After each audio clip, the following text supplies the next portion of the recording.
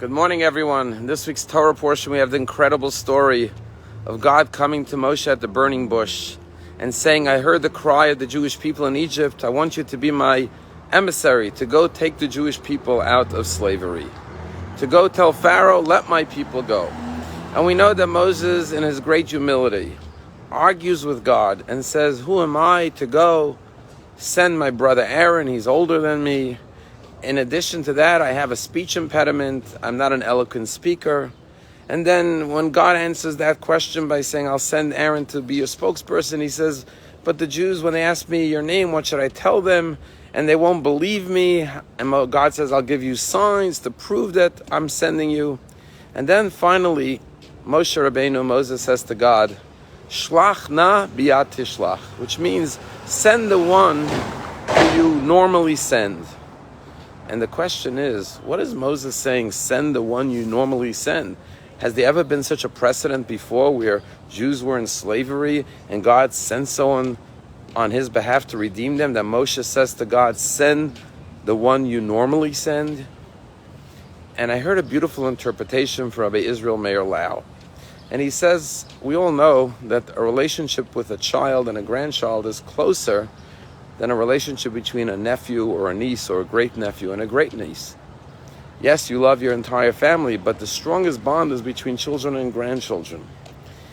He says, Moshe says to God, when it was the story of Sodom and Gomorrah, that you were going to destroy the wicked cities, and you had to save the nephew of Abraham, Lot, and his family, who did you send?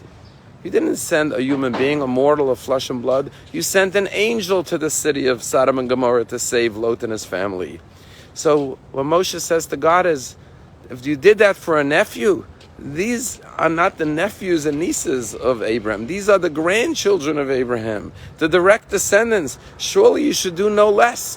Why are you sending me, a mortal of human flesh and blood, a human being? Send an angel at least to rescue the Jews from Egypt, to break Pharaoh and the Egyptian slavery.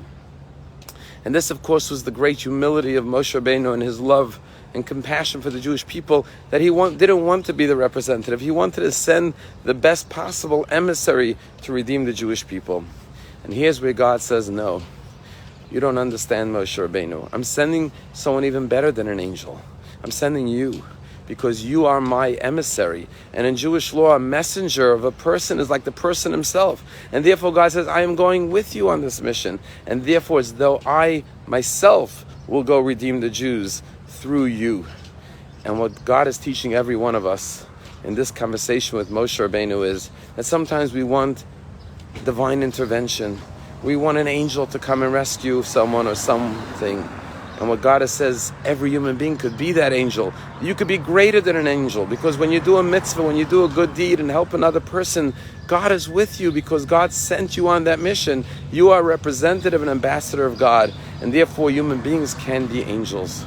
I have a close friend, his name is Rabbi Meir Dabrowski, and he's a rabbi in Toronto, and he was recently in Israel, and he was on his way back to Yerushalayim. He went up north, and he was low on gas. He went into the gas station. When he tried to use his credit card, it wasn't working, and the attendant told him that they don't use foreign credit cards at this gas station. You could only use a card with an Israeli bank.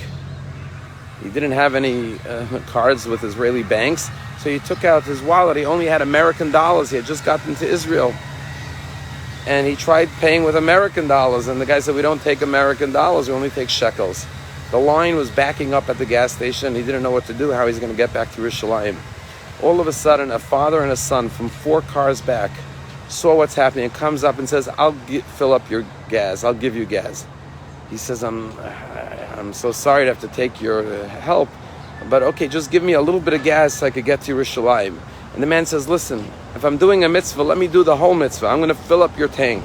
And he insists on filling up the entire tank. Rabbi Dabrowski says, let me take your name and number so I could send you the money. He says, it's my mitzvah. I don't want the money. He says, okay, take my American dollars. He says, I told you it's my mitzvah. I don't want it. So Rabbi Dabrowski said, okay, let me at least take a picture with you. He took a picture with this man and his son. And he watched the way the man went back to his car. And he thought he would go back to some nice, luxurious car. He went back to some old, beaten-up car. Rabbi Dabrowski was so inspired that he posted the picture of him and this man on Facebook, saying what a wonderful experience in Israel. A stranger came up and insisted on paying for all of my gas and refused to take any reimbursement. He got a message a few hours later from a woman. She said, "My name is Shirit, and I am the wife of Yaakov, the man who filled up your gas station." She said, "Thank you for posting this picture and the story, because my husband came home and he didn't even tell me what he had done." That's the message. All of us can be more than just angels. Every day we have an opportunity to be the one who is an angel in someone else's life. And when we do that, we should know God Himself is assisting us in achieving the success of helping another human being. Have a wonderful day.